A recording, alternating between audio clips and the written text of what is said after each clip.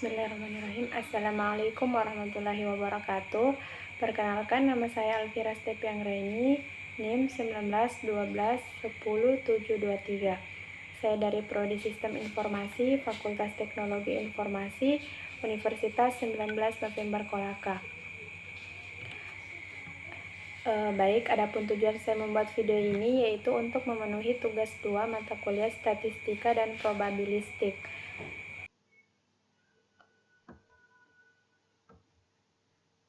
Tugas 2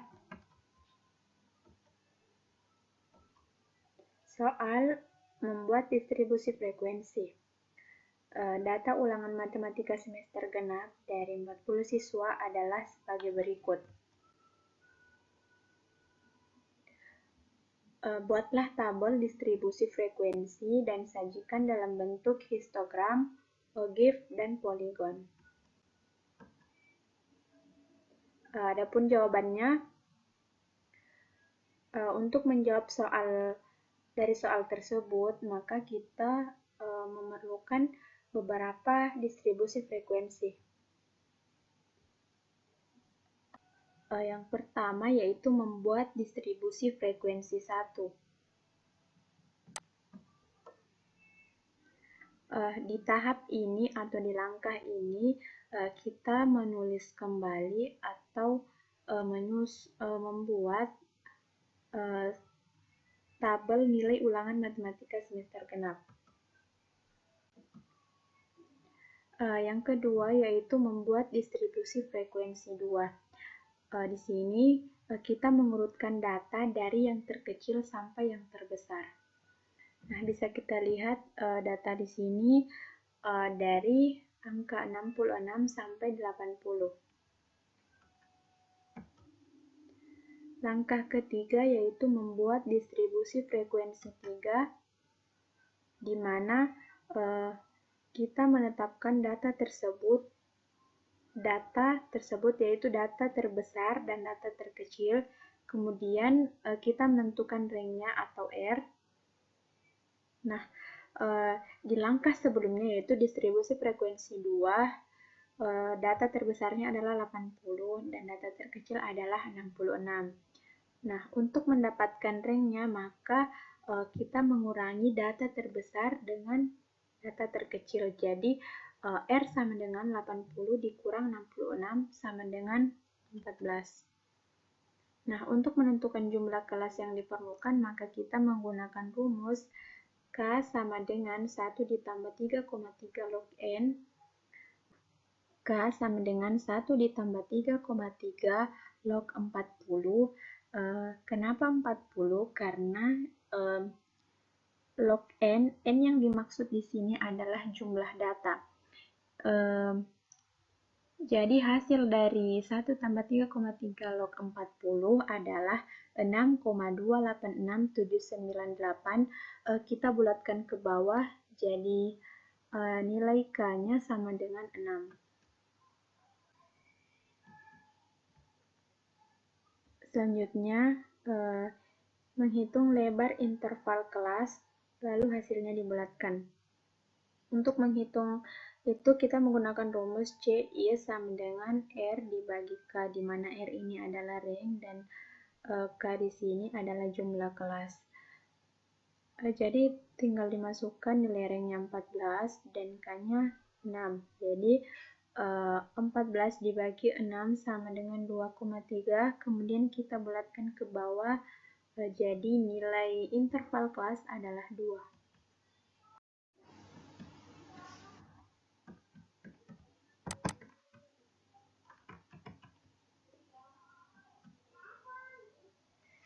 Yang keempat, membuat distribusi frekuensi 4, di mana kita telah di langkah sebelumnya kita mendapatkan jumlah kelas sama dengan 6 dan jumlah interval kelas sama dengan 2. Maka kita bisa memasukkan dalam tabel di mana nilai statistik di sini kita mengambil 6 bagian, dan untuk interval kelasnya ada dua, yaitu dari 66 sampai 67, begitupun seterusnya sampai angka 76 sampai 77. Nah, setelah itu kita kumpulkan nilai statistik dari 66 sampai 67, di mana di sini untuk baris pertama ada 66, 66, dan 67. Jadi frekuensinya sama dengan 3. Begitupun seterusnya sampai di baris ke-6, di mana angka atau nilai statistik 76 sampai 77 di sini ada 2. Jadi frekuensinya 2. Nah, langkah selanjutnya penyajian data bentuk histogram. Nah, di sini untuk mendapatkan dari bentuk histogram, maka kita tuliskan dulu rentangnya. Setelah itu kita mencari tepi bawah. Dari mana kita mendapatkan tepi bawah? Yaitu nilai dari yang terkecil, nilai rentang yang terkecil, yaitu ini 66. Di mana 66 kita kurangi dengan 0,5. Jadi untuk tepi bawahnya sama dengan 65,5. Begitupun seterusnya sampai tepi bawah 75,5. Nah, cara mendapatkan untuk tepi atas yaitu rentang yang paling tertinggi kita kurangi dengan 0,5 juga. Jadi kita tambahkan 0,5, jadi di sini 67,5.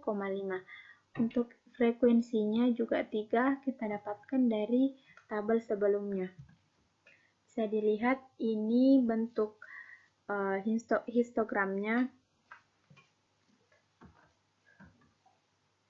Selanjutnya penyajian data bentuk poligon. Nah, perbedaan dari bentuk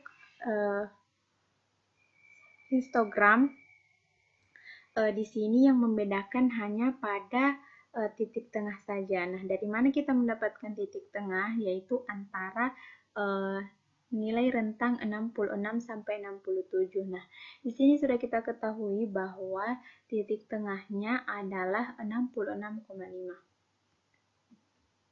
Ini bentuk poligon.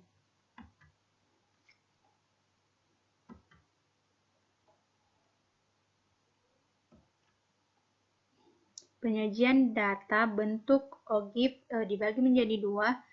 Yang pertama di sini penyajian data bentuk OGIF positif. Nah, di sini data ulangan matematika seperti pada tabel sebelumnya, frekuensinya juga sama, kita dapatkan. Cara mendapatkannya, tepi atasnya juga sama. Nah, untuk frekuensi kumulatif lebih kecil sama dengan tepi atas. Nah, di sini cara mendapatkannya. Untuk baris pertama, kita tulis kembali dari nilai frekuensi yaitu 3. Nah, setelah itu kita tambahkan nilai frekuensi frekuensi kumulatif dijumlahkan dengan nilai frekuensi. Jadi 3 ditambah 2 sama dengan 5.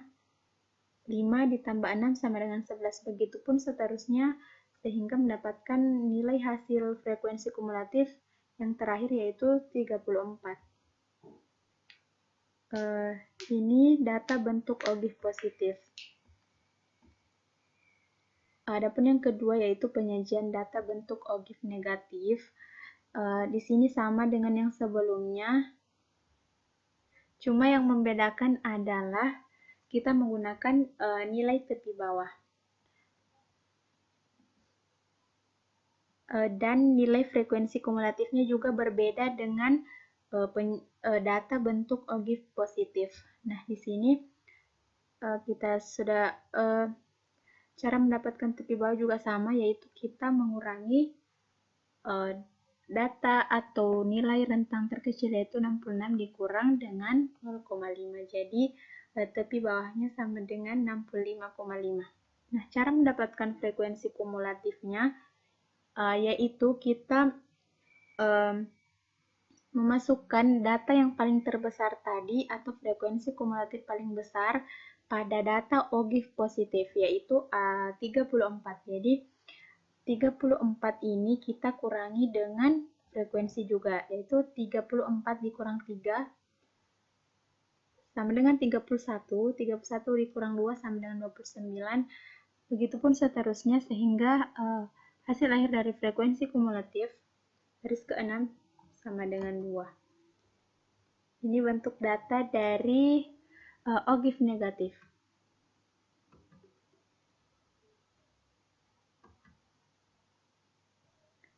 Sekian dan terima kasih.